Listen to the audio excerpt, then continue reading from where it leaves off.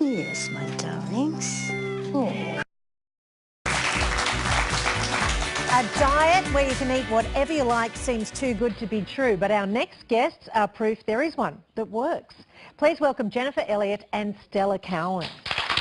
Hello ladies, welcome to our show. Jennifer, you first came up with this diet plan when your daughter Jeannie had some problems. That's right. I've got 3 children, and as youngsters 2 of them could eat whatever they liked and they stayed slim, but my middle daughter Jeannie had gained weight at an early age. She always carried some around her tummy when she was a littlie that she didn't grow out of during growth spurts.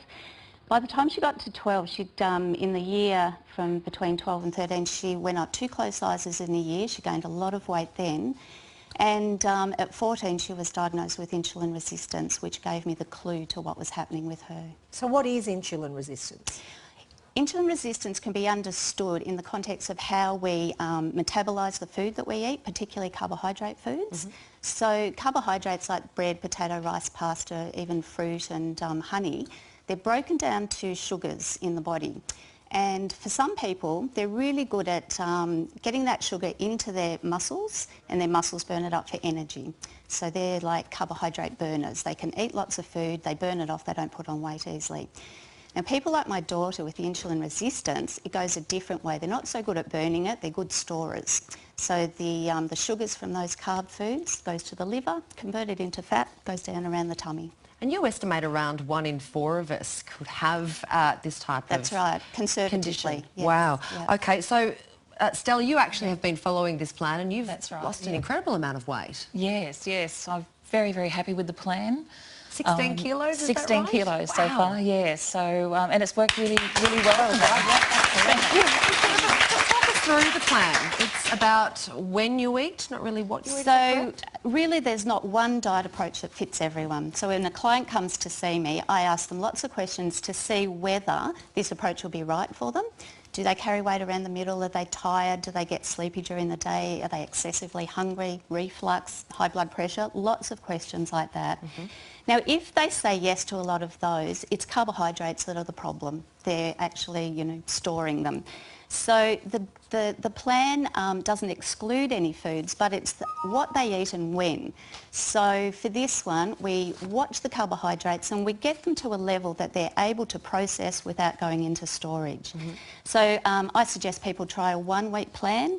They have something like eggs, bacon, tomato, cup of coffee with cream for breakfast. So a really high protein brekkie. Yeah, Yep. a low carbohydrate, more protein, and lunchtime maybe a salad, and then dinner time allows them to eat a meal of their choice. So they can have the carbohydrates before they go to bed. That's right. Because a lot of the other diets say that's what you cut them carb out later in the curfews day. and That's right. But the body is much smarter than that. If you've done the right thing during the day, insulin levels are reduced, the body then processes that meal without it impacting on weight.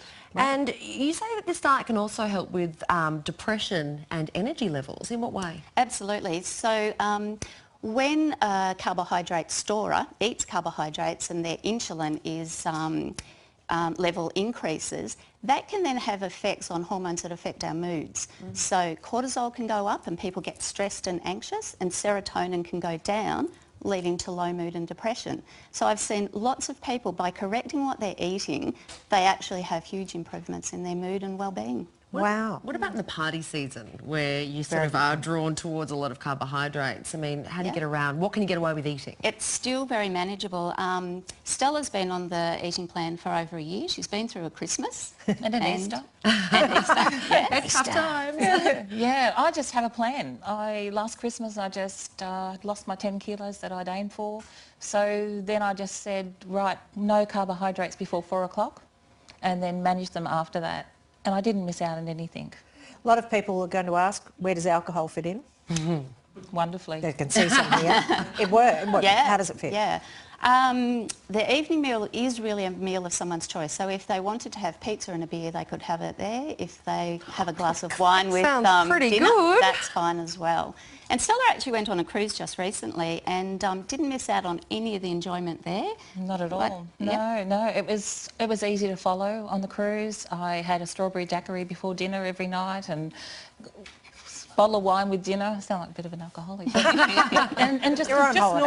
normal meals, and it was just lovely. I didn't miss out on anything. I watched other people have their cappuccinos during the day and things like that, but didn't bother me in the least. No. Well, Stella and Jennifer, thank you very much for coming on our show and talking to us about this. And if you want information on this eating plan, you can read all about it in Jennifer's book, Baby Boomers, Bellies and Blood Sugars. Thank you very much. Thank you.